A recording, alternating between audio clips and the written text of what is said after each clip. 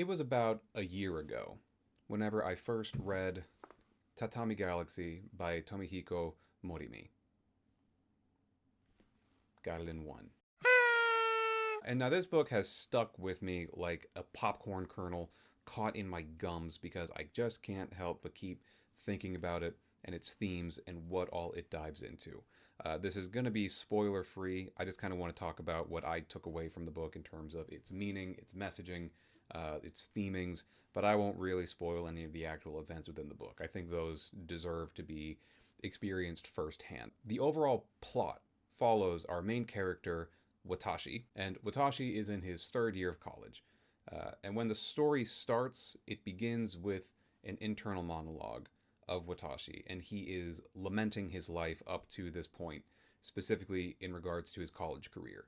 He is not doing well. Academically, socially, physically, he has not put any time or effort into cultivating himself into the person that he wants to become. And he boils down all of his issues to a specific day in his life. He thinks back to his first day of university, and he was essentially presented the choice of joining four different clubs, either the tennis club, softball club, a movie club, or a kind of secret society-esque thing. And he thinks back to how he decided to join the movie club, and that was where everything went wrong.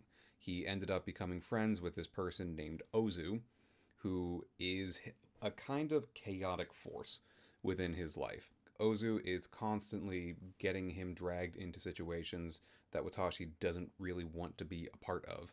And he's friends with Ozu, but it doesn't seem like it by the way he talks about Ozu. But he also just does not find any kind of fulfillment or reason to improve within the club that he chose.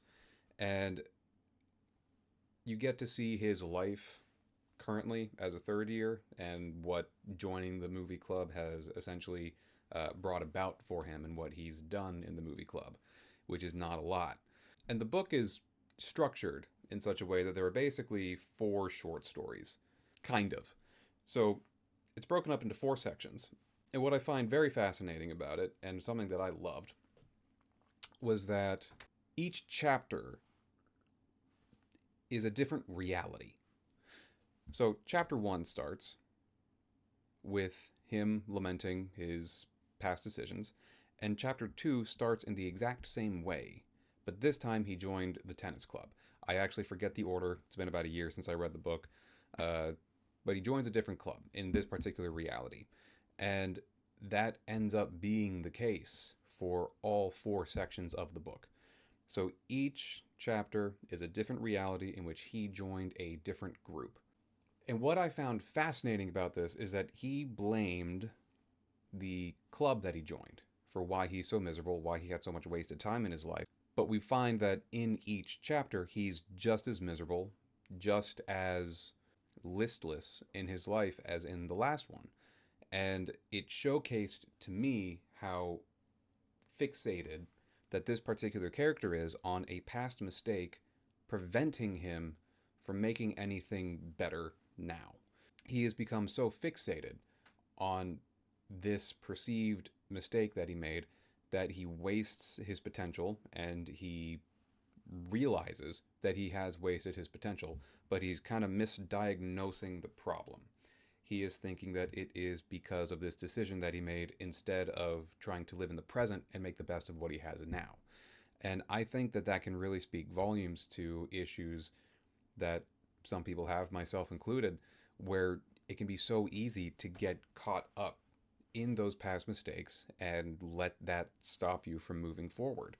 And this book's whole message is to not get hung up on those. Learn from past mistakes, but don't let them define you.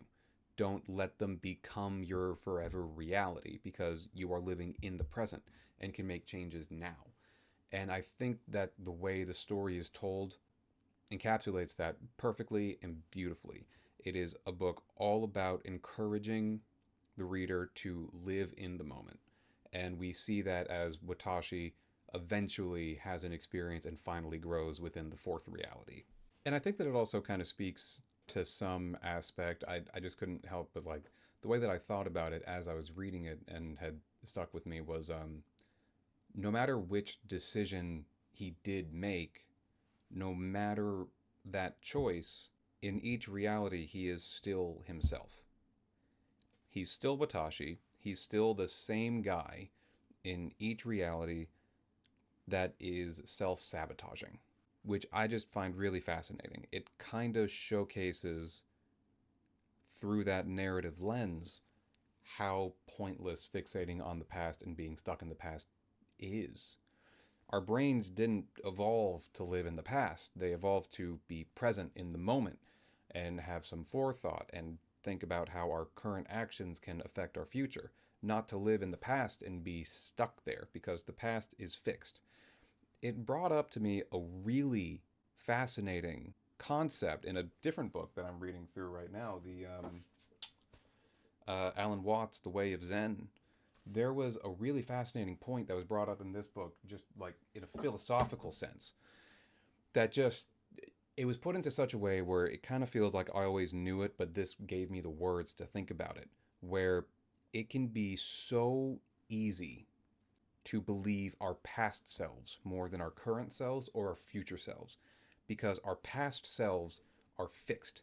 And sometimes we like to have those concrete concepts.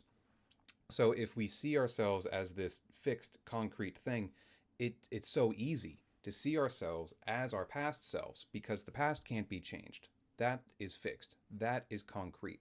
But our current selves are fluid. We are ever changing and taking in different stimuli, learning new things, and changing how we see the world and interact within it. And our future selves don't even exist yet, so it's hard to have any kind of relationship with future self.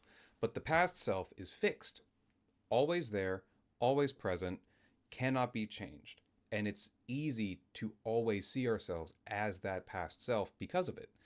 And I just think that that was really well articulated within Tatami Galaxy, just due to the very nature of how Watashi can't escape his ruminations on the past. But that's just something I really wanted to talk about with this book, because it has just been, again, I read it a year ago, and it has just been stuck in my head anytime I start to spiral and start to ruminate on the past. I remember the lessons from this book of like, don't be like Watashi, be present in the moment and see what I can do actively now. This book is absolutely worth a read, definitely worth your time. It's relatively short as well. It's like 300 pages, taken out fairly quickly. I highly recommend giving it a read. Again, I only really talked about the main overview and the themes of the book. The actual events within are very entertaining. Interactions between Watashi and Ozu had me cackling a lot because Ozu is just...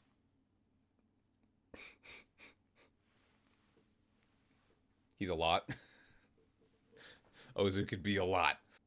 Definitely give this book a go if you have the time for it, or if you just are fine listening to this and just getting the core message of the book. I think is a core message everyone should kind of try to take to heart sometimes. But thank you so much for watching. If you have read Tatami Galaxy, what did you think about it? Let me know about that in the comments down below.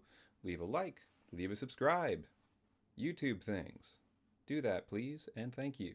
And I hope to see you in the next one. Bye.